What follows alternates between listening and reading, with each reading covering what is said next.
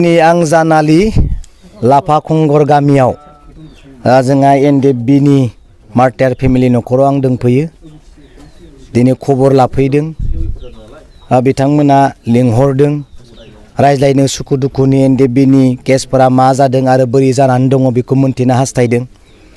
आङो बिथांमोननो फोरमायदों जे थांनाय बोसोरनि जुननि 12 तारिखनो बिथांमोना मोनसे जुथुमा लिंनानै रायज्लायदोंमोन होननानै आं खोन्थादों जे प्रमद बर' बिथां इउजि ब्रह्म बिथांमोना बे मिटिङाव दङमोन होनना आं बिथांमोननो खोन्थादों। बिथांमोना एनआइए कर्टआव बा एनआइए उकिलफोरनो मोनसे लेखा हरनो गोनांमोन केस उइथड्रलनि खोथा जोबनाय सिरियाव बिथांमोना लिरदोंमोन। बेखौ दासिम हरदोंना हराखै आं बेखौ मिथिया, हरदोंब्ला रायजोनो होनांगौ होननानै आं बुंदों आरो आसा खालामदों जुदि गमामायैनो गभर्नमेन्टआ मानगोनां प्रमद बर' बिथाङा एक्स एनडिएफबि फोरनि थाखाय खामानि मावमारदोंब्ला मावथों आरो जा नोंसोरथ' जेबो मोनाखैना जा मोनाखै नै एक्स एनडिएफबि बिथा हारिनि खामानि मावनानै बिथांमोना दिनै जेबो मोनाखै। बेखौनो खावलायदों प्रमद बर' सार बिथांखौ बिथांमोननि बिमा बुरिखौ नायनानै न'खरखौ नायनानै जा मोननांगौ बे न'खराव नोंथांमोना होफैदो। रायजोआ खुसि मोनगोन, न'खरा थांनानै थागोन, नङा होमबा? न'खरा थांना थागोन आरो जेबोथ' गैला, न'खरा नै सिलिंखार जाजोब्बाय, न' मोजां गंसे गैया।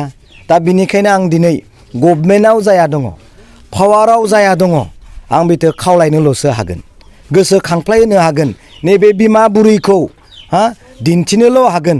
नोंथांमोना अननानै बिथांमोननि मोननांगौ होदो। बाजैयाबोथ' बिसाय गैला, बिथाङाबो नै बाजैनि बिसायाबो मार्टियार जाबाय, बिथांमोननि मोननांगौखौ 8 मासल' जाखादोंमोन। 8 मासल' जादों होनना बुंदों, माने बिनि बिसाया दिनै आरो बे गैला। बे गासैबो गावनि थाखायल' नङा हारिनि थाखायनो नांदोंमोन।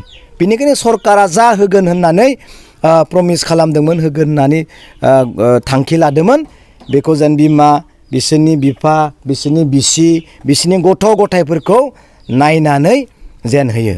बिटिसिआवथ' गोबां फैसा दङ, दासिमबो खमसे खम 100 crore गोजौआव फैसा दङ, नाथाय बेफोर फैसाखौ बबेयाव बाहायदों आं मिथिया, मिथिबाय? बिनिखायनो जा फैसा दङ दुखिया न'खरफोरनो होदो, गुबुनाव हरा लाखिनो गावनि बिमा बुरै, बिबाजै बुरै, बिफा बुरै, गथ' बेफोरखौ नायनो थाखाय आं प्रमद बर' गभर्नमेन्टखौ खावलायहरदों। गोजोन्थों।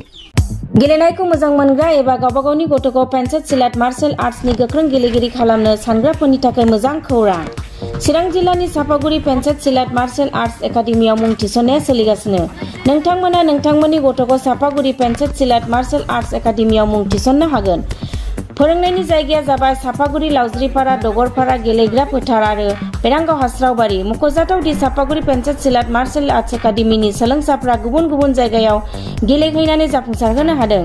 नोंथांमोना नोंथांमोननि गथ'खौ सापागुरि पेन्सिल सिलाट मार्शेल आर्ट्स एकाडेमियाव मुं थिसननानै पेन्सिल सिलाट मार्शेल आर्ट्सनि आखा-फाखा गेलेगिरि खालामदो। Sapaguri pencil सिलाट martial arts academy.